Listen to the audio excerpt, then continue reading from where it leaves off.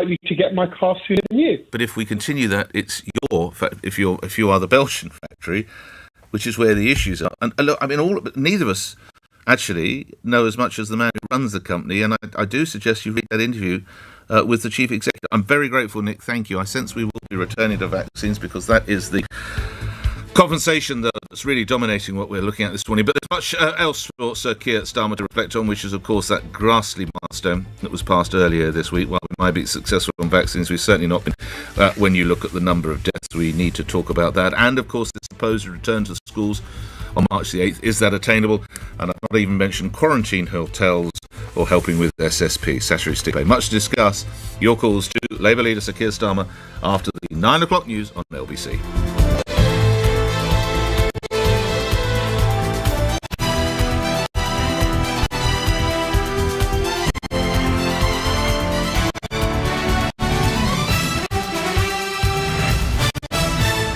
On your radio, on Global Player, and Play LBC. Leading Britain's conversation. This is LBC. From Global's newsroom at 9 o'clock, Michael Gove has defended Boris Johnson's decision to travel to Scotland to promote the union, insisting it counts as an essential journey.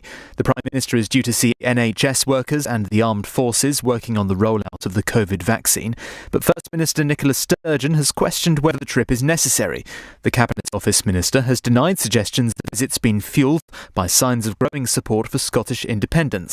All we're working on, all we're focusing on, is making sure that the vaccine rollout can be as effective as possible across the United Kingdom. There are 80 new vaccination centres that the British Army are opening in Scotland to make sure that the Oxford-AstraZeneca vaccine gets into people's arms. That is our overwhelming focus. Large-scale manufacturing of another coronavirus vaccine has begun in Scotland. Clinical trials are still ongoing for Valneva's jab. If it's approved by regulators, the company is expected to deliver up to 60 million doses to the UK by the end of this year. Researchers say COVID infections in England appear to be falling slightly, but there hasn't been a sharp drop like during the first lockdown. The latest REACT study from Imperial College London found that 1 in 64 people had the virus between the 6th and 22nd of January. That's the highest the team has recorded since it began testing last May. Dr. Simon Clark, a microbiologist, is urging caution. While there is still a lot of virus circulating in the population, we're going to have to be very careful. We can't just take what we see as the headline figures as an indicator for what the risk is going to be for the rest of us. A survey has found a third of police officers have been threatened by members of the public claiming to have COVID-19. The Police Federation of England and Wales says many came across people threatening to spit, breathe or cough on them. EasyJet expects to operate no more than 10% of its flight programme between now and March. The budget airline saw revenue fall 88% at the end of last year, but it says it's planning for a surge in demand for travel once restrictions begin to lift and as vaccinations are. In the city a short time ago, the FTSE 100 was trading down 85 at 64.82 and the pound buys $1.36 and €1.12. The weather, rain and some hill snow for much of Scotland and northern England. Elsewhere becoming drier for many later before rain returns to western areas. Mild for the south, a high of 14 degrees. From Global's newsroom, I'm Simon Conway.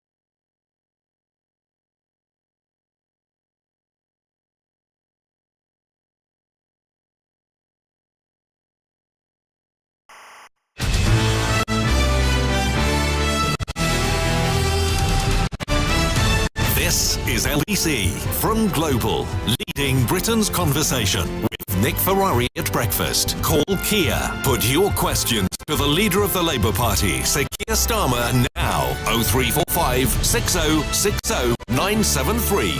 This is LBC. Yeah, morning to you, 3 minutes after 9, Thursday, the 28th of January. Your opportunity to put your calls, yes, to Keir Starmer, Sir Keir Starmer, who joins me now. Just, of course, to remind the listeners, sadly, you're having to do it again from home. I trust it's none of your family. You and your family are all well. Just to get that out of the way immediately, Sir Keir. We are, Nick. Thanks very much. The third time. The first time it was a member of our family with a temperature, but not this time. But, that's fine. We've got to do what we've got to do. We have. OK, just before we go to the first caller, one from me, if I might, Sir Keir. The Prime Minister is on his way to Scotland later today. Number 10 Downing Street, saying it is work-related. The First Minister, you'll be aware, less than a welcome, saying that she should actually be staying in London. Who's right, Sir Keir? Nick, I'm with the Prime Minister on this one. He's the Prime Minister of the United Kingdom. It is important that he travels to see what's going on the ground. I understand he's going to see a vaccine centre, going to talk to the NHS. I'd expect the Prime Minister to do that, frankly. Obviously, I'm his opposite number, but I'm going to defend him on this. He's the Prime Minister of the United Kingdom. He needs to know what's going on the ground. I think that's a perfectly legitimate thing for him to do, and I'm sure that is what he's doing today. So, he needs to know what's happening with the vaccine rollout. I've seen it on the ground. That's my job as well. It helps us understand the logistics, how well it's going, what the problems are, if there are any, so they can be solved. So a straight one with the Prime Minister, I'm afraid, on this. Okay. I think he's right to do it. OK, thanks for that. Let's get to the first question. It's Faye in Lewisham, and you're through to Sir Keir. Go ahead, Faye. Good morning to you. Hi, good morning. I'm the wife of an early years worker at a nursery. He has COVID-19 now due to an outbreak at the nursery, and our daughter unfortunately has it too. I think nurseries should only be open to the children of key workers and also vulnerable children, as they were in the first lockdown, and that staff should be given priority for a vaccine. Does Keir Starmer agree with me? Sir Keir. Faye, firstly, like everybody I'm sure listening, really, I hope your family are all right. It must be really worrying to be in that situation. So I'm really sorry to hear that, Faye. I have to say I completely understand why people want nurseries to stay open, but I have to say I have always found it surprising in the last few weeks that primary schools are closed but nurseries are open. And I actually think there's a case for saying if our primary schools are closed, we really ought to be closing our nurseries, because the same problems arise in nurseries as arise in primary schools, Faye. So, we've been pressing the government here to say what's the medical evidence behind keeping nurseries open and not primary schools. But I think it is quite a hard one to see the logic of.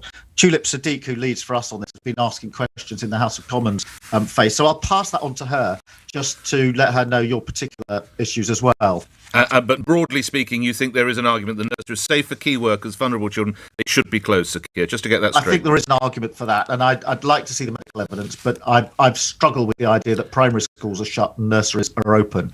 The most important thing, Faye, I just want to echo what Sir Keir said. The best wishes to you, husband, and your family. Get well soon. That's what comes out of that. Faye, good luck to you. Thank you for your call. Luke in Barking, you're through to Sir Keir. Go ahead, Luke. Good morning.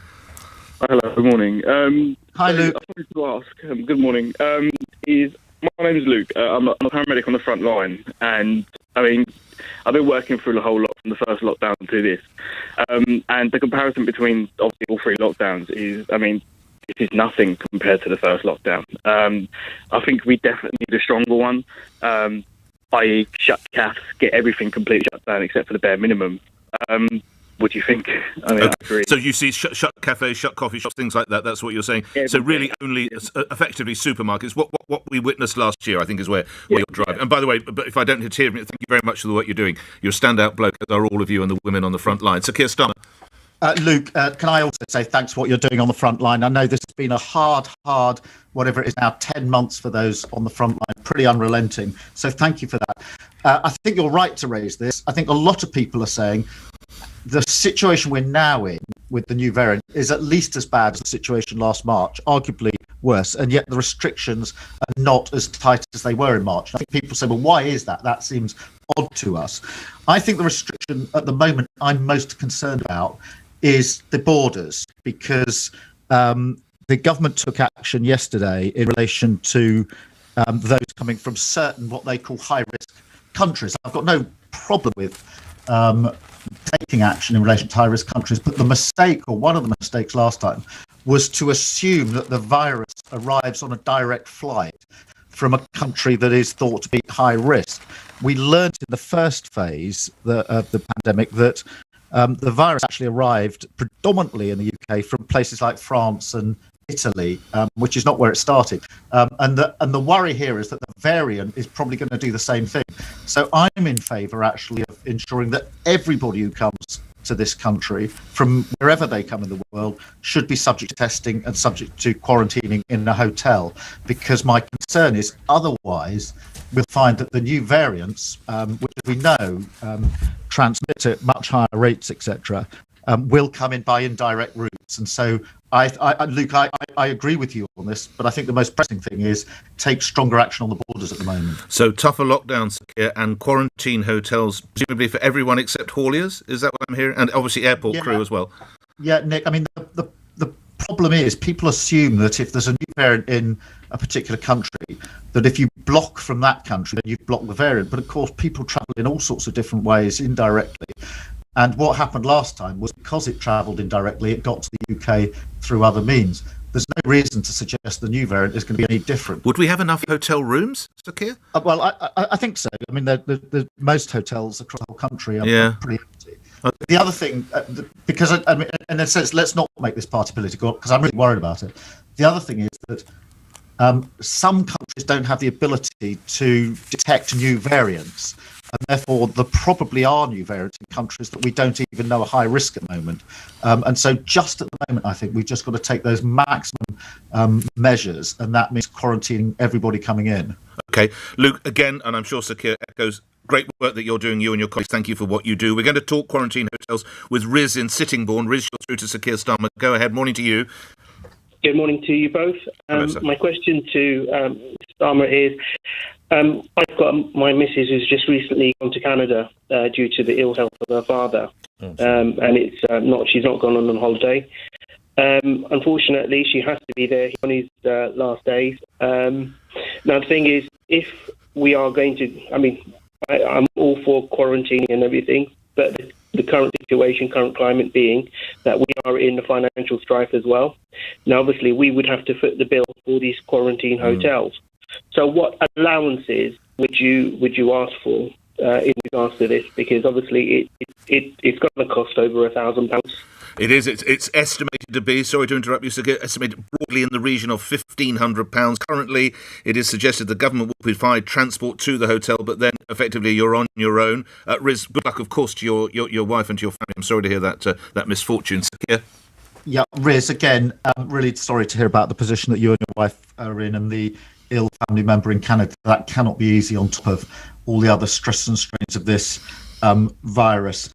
It is unfortunate that people have to quarantine in hotels, but it is necessary. I do understand the cost. £1,000, £1,500, whichever it is a lot of money. But the cost of not doing it is massive. Every week that we're in lockdown is costing a huge amount to our economy, a huge amount to every family across the country.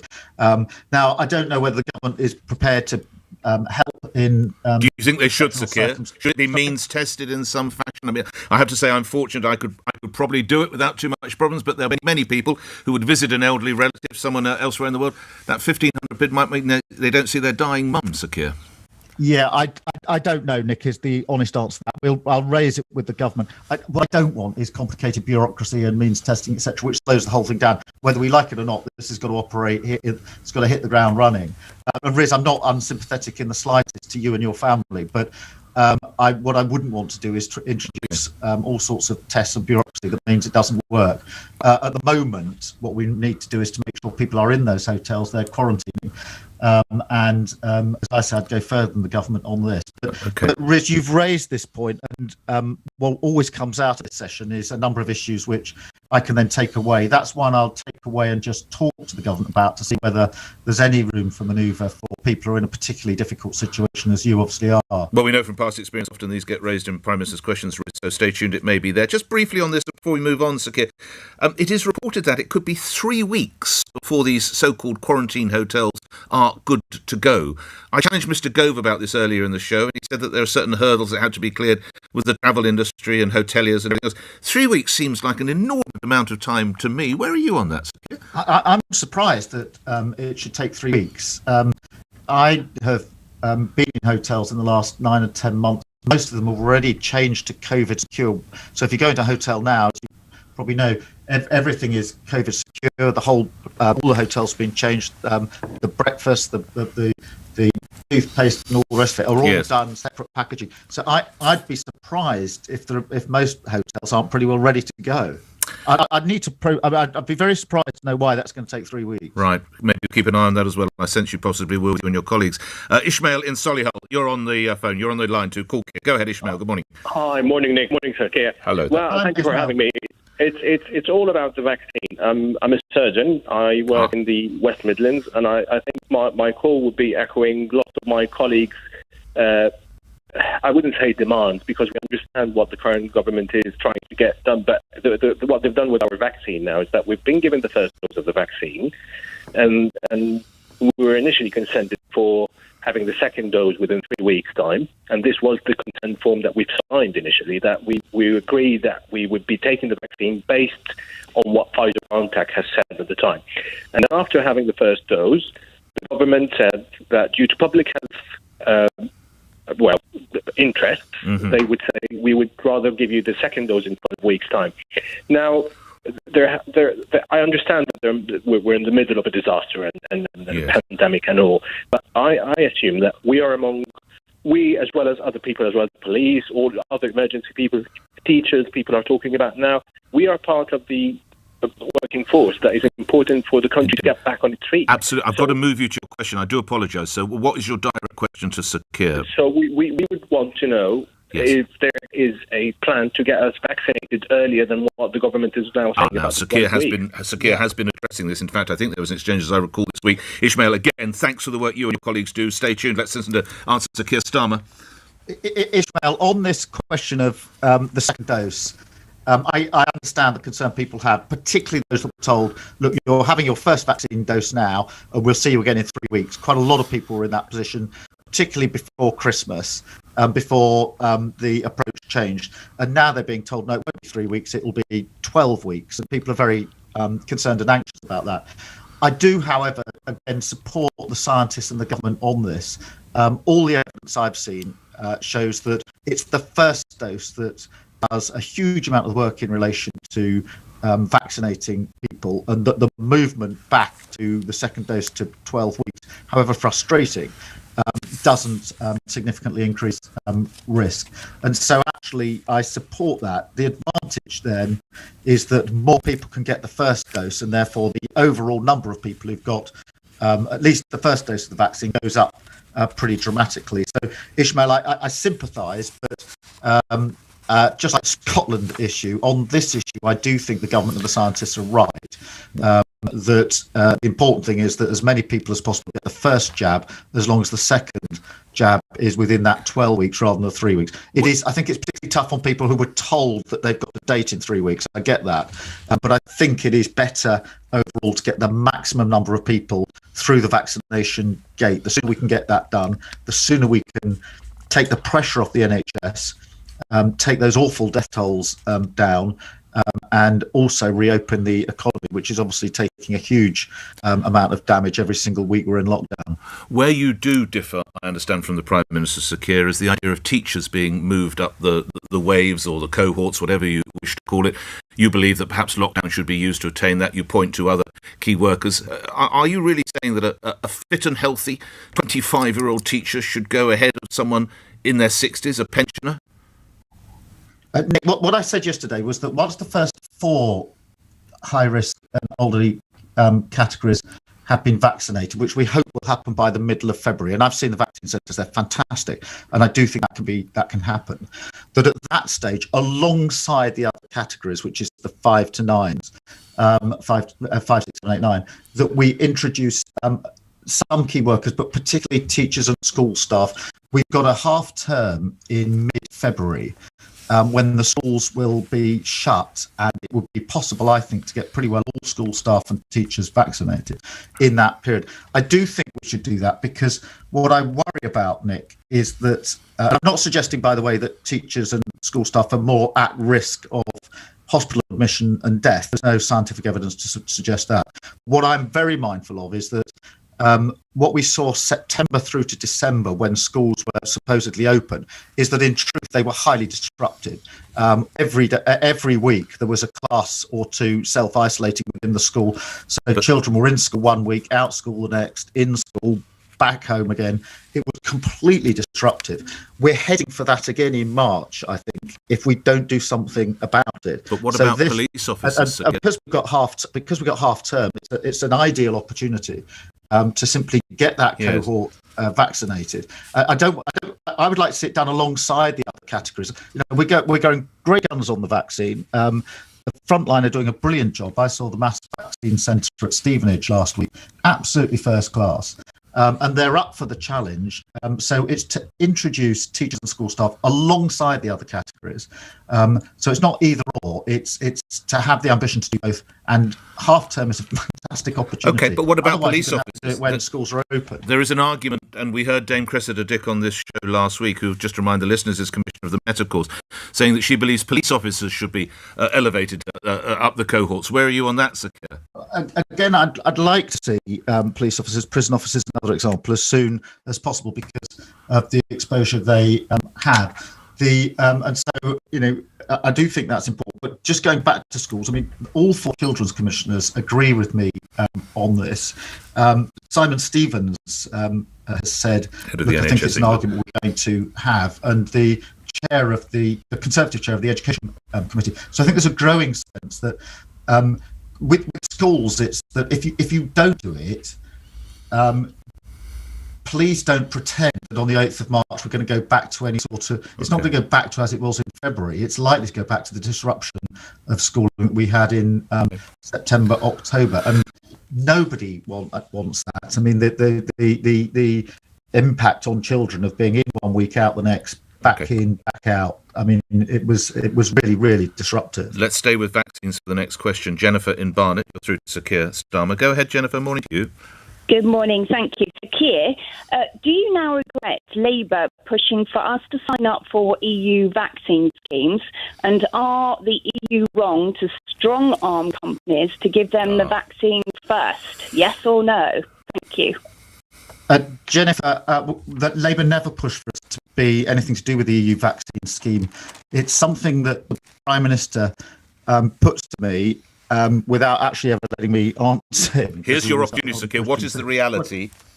No, we have the Labour Party has never suggested people sign up for the EU vaccine scheme. I have never used the words EU vaccine scheme since I've been leader of the Labour Party. So it's a completely false charge from the Prime Minister. I have been hugely supportive of our vaccine scheme. I went to see the scientists in Oxford when they were developing the vaccine. They're absolutely fantastic. I've been to see the vaccine rollout centres, and we have, with the Daily Mirror and the TUC, launched a campaign to say, let's vaccinate Britain, get volunteers to come forward. We've joined the other volunteer schemes. The Sun's been running one as well. And I've said to the Prime Minister, we will do whatever we can to support vaccines in this country. So this suggestion that somehow we've been promoting the EU vaccine scheme is just completely bogus. What about the strong arm aspect of Jennifer's question? And an unfortunate war of words. One has to say, I think, coming possibly more from the EU, German MEP saying Britain better think twice and could suffer as a result of the row of vaccine. Should we be sending some across the water, Sir Keir?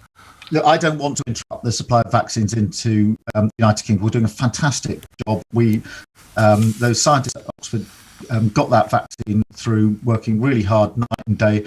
We're now producing it. We've got it rolled out on the front line. I don't want to see that interrupted. But we do need to resolve this. It is a war of words. It's got to be resolved. And there's no interest in other countries not getting the vaccine, because unless this is dealt with globally, we will simply reintroduce variants across the world. But look, I don't want to interrupt our supply. I want us to get through those vaccine groups as quickly as possible. But at what point would you change? When everybody's had their first dose, would you then look to provide relief to the European Union, or would you want everyone to have their first and second dose prior to providing relief? Sir Keir? I'd want to resolve this by ramping up manufacture across the world. I don't want to interrupt the way we're doing it in this country. I don't want to push that 12-week gap back any further. The scientific evidence is 12 weeks is right. So it's got to be resolved. We need to increase manufacture across the world. But look, we're doing a good job on the vaccine, and I give credit to everybody involved in that. We are ahead of the game. We're doing a fantastic job on the front line, and I don't want to see that interrupted. Okay. A question on the emails on this before we move to... thank you, Jennifer. Gary, you'll be the next caller. Raquel in Bexley Heath asks, there's little point us all being vaccinated if the number of illegal people here do not get a vaccination. Does Sir Keir Starmer think there should be an amnesty so these people can get vaccinated? Well, Nick, the scientific approach to this that the committee has taken is not to categorise people. It's age and vulnerability, and I think that's right. So for the purposes of the vaccine, we take away all other characteristics, if you like. We say it's depending on your age and on your vulnerability. And the purpose of that is obviously to safeguard the individual. It is also to safeguard the NHS. The NHS, my wife, as you know, works in the NHS. Indeed. Is really, really under strain. And we need to lift that strain. And the best way to do that is to have the policy we've got in place at the moment, which is to ensure that those most at risk of hospital admission... But that could include people here who are perhaps working off the books, if you will, people who are... Should there be an amnesty for them? Well, Nick, in a sense, we have never made that distinction. When you get to a hospital door, when you go to A&E, you don't get, with terrible COVID symptoms, you don't get refused. No, but you don't get your vaccine that fashion, do you, of course? Well, at the moment, the vaccine is being rolled out according simply to age and vulnerability, and everything else is stripped out, and I think that's right. They won't be on the records, will they? This is what I'm driving at. If I get Raquel's point, these people are living off the books, we don't have any trace on them. An amnesty would then allow that there is a 70-year-old man living in Didsbury who desperately needs the vaccine. Well, Nick, I don't know the numbers of people completely off the books and off the GP books as well, because I think the vaccine is being rolled out according to GP records, and I think that does capture the vast majority of people. Okay. If there are some that fall through those gaps, then we do need to think about how that works. But I think the vast majority will be caught within the vaccine programme as it is. Let's go to Gary in Bromley. You're through to Sir Keir. Gary, good morning. Hi guys, thanks for taking my call. I'm a self-employed construction worker, and I've fallen through the gaps, unfortunately, of any meaningful support from the government financially. The only thing that we've received is the mortgage holiday system. Didn't get any. I'm newly self-employed, so I didn't get any of the CS grants. All of our savings are now gone. I've had to self-isolate once, and I actually caught COVID once as well, so done the morally right thing and took 2 weeks off work both times without any pay. Didn't qualify for the £500 grant that's available for some because we're not on universal credit. We got rejected universal credit due to our circumstances. Basically, just I want to ask Sir Keir if Labour would have done anything differently regarding people like myself that are in a similar situation. Well, indeed, and again, this might be an unfair assertion. Boris Johnson regularly says you want to, well, not you and your colleagues want to scrap universal credit, Sir Keir. He says that every now and again in the House. Yeah, I mean, on universal credit, what we are arguing for is that the £20 uplift that's been in place during the pandemic shouldn't be removed, as it will be at the moment, because that will hit really hard-hit families.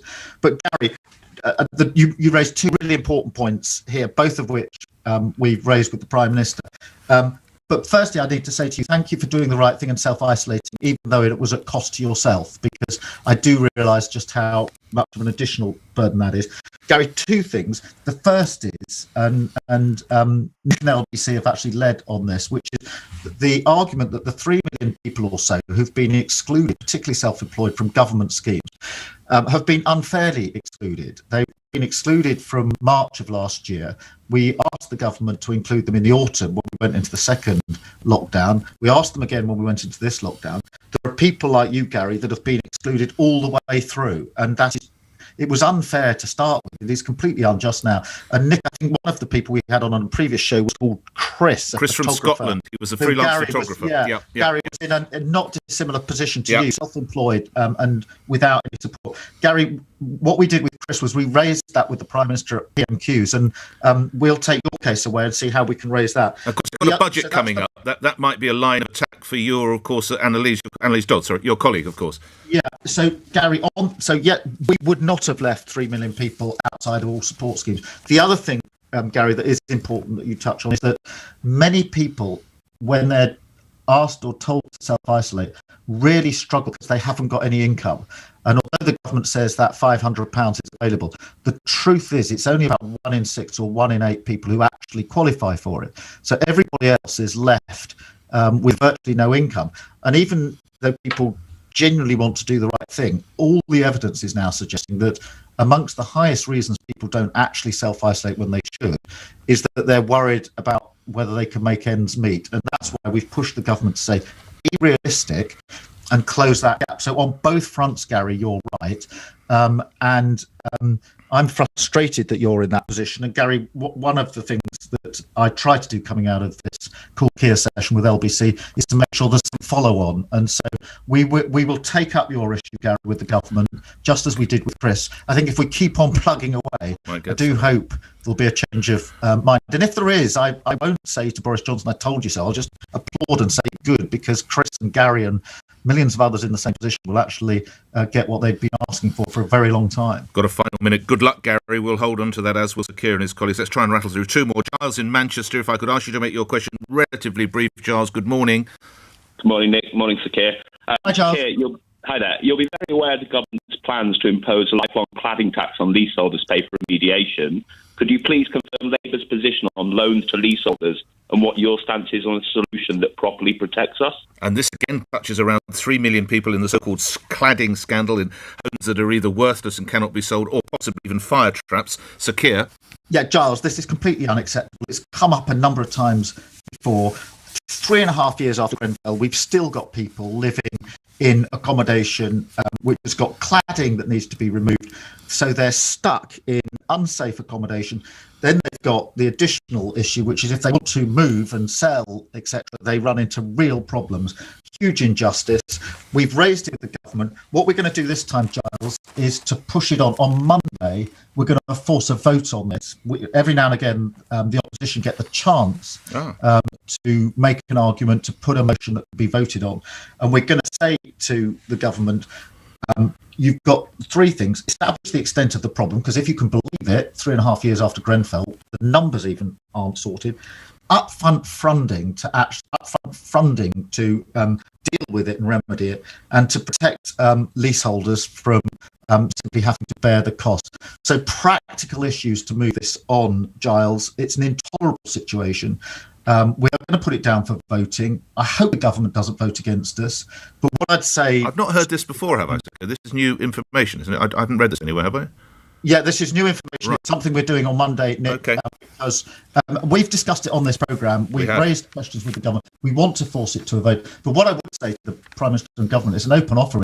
If on Monday you've got a better proposition, if you on Monday come and say, we're going to do this on cladding and sort this out once and for all, then we'll certainly all pull together and do it. Because I can't remember, Nick, it was 2 or 3 months ago we were on this show, and this came up. And still nothing has been done. And Giles, it's beyond frustrating. It has been empty words. Giles, listen out for that on Monday. One final question. Graham in Bushy. Graham, you're through to Sir Keir. Go ahead. Morning, both of you. Morning. Keir, why should your leadership campaign manager, Jenny Chapman, be rewarded with a peerage? Jenny is an outstanding politician. She's was an outstanding MP up in Darlington. And she will be a real asset in the House of Lords, working very hard on Labour's front bench on issues that really, really matter. I think possibly the point Graham's getting at is she ran your leadership campaign. Is that correct? Yeah, but she's being put into the House of Lords because of the qualities she had as an MP of Darlington for many years, because of the political qualities she has, and because of the work she will do in the Lords on really important issues. Right, OK. Graham, thank you for that call. Just on other colleagues, Lisa Nandy got in a little bit of hot water perhaps over the weekend. She was inspired by a pamphlet from the Open Labour Group, which says the main job of the armed forces is to dampen down violence rather than intervene on one side or the other. Do you agree with Ms Nandy, Sir Keir? Well, I think Lisa disputes exactly what was said, but let me put my position. I'm a huge supporter of the armed forces. I do think they need to intervene where that is sadly necessary. When they do intervene, they do a very, very good job. And not only do they intervene where they have to on the military front, but they do a huge amount of work in the civil sphere. They are on the front line as we speak now, helping deliver the vaccine. And I went down to see them at Army headquarters about 6 weeks ago to better understand what they were doing. So I'm a big supporter of what they're doing, and like many other people, applaud them for it. Lastly, an observation from George in London, but not just any George Osborne. I don't know if you saw his column in the London Evening Standard. If not, he says, we're in the 11th year of a Tory government. Britain has a higher death toll from this pandemic and a bigger hit to the economy than any country in the world. The Brexit deal hasn't delivered the fishing ground or the tariff-free trade. The UK risks breaking up. We have a Prime Minister prone to an afternoon nap. Labour should be doing much better. It's not. Why not? Sir Keir? Well, we've got a mountain to climb, Nick. I've got more work to do. We lost very badly in December of 2019. The rebuild of the Labour Party is a huge undertaking. We are moving in the right direction. 1 percentage point above. I mean, George's point is a fair one, Sir Keir. This handling, albeit we've talked about the vaccines, the handling of the pandemic has been disastrous. It's the highest deaths per million on the face of the planet. The economy is in the tank, and you're 1 percentage point up. Yeah, Nick, I think first, in a pandemic, lots of people understandably want to support the government because we all want the government to succeed in this. So things can be a bit different in a pandemic. But let me not shy away from the challenge. I've got a job of work to do here with the Labour Party. We've got to get from where we are now to where we need to be in 2024 to win an election. We've got a strategy for that. We're working to that. We're every week, every month and every year we're working towards 2024. But have I got more work to do? Yes, I certainly have. Is it a challenge? Yes, it certainly is. I'm up for that challenge and I'm determined that we're going to get to where we need to be in 2024. But yes, I've got a job of work to do and I'm going to double down. All right. Well, on behalf of my listeners, thanks for what you're doing on those who have been left behind and those in the cladding scandal. I know that's direct aspect of these Call Keir, so it's very welcome to have you. Good luck to you and your family. Be well. Look forward to seeing you out and about, actually released from home arrest, as it were. Sir Keir Starmer appearing here on LBC. Thank you very much indeed. Where the news is next. Leader Sir Keir Starmer has told LBC he supports Boris Johnson's decision to visit Scotland during lockdown. Nicola Sturgeon has questioned whether today's trip is essential, but Sir Keir says it's important that the Prime Minister sees what's going on the ground when he meets NHS staff responding to the pandemic. Cabinet Office Minister Michael Gove says there will be no interruption to UK vaccine supplies from AstraZeneca. The EU has demanded doses from British plants during a row over supply shortages. Researchers say COVID infections in England appear to be falling slightly, but there hasn't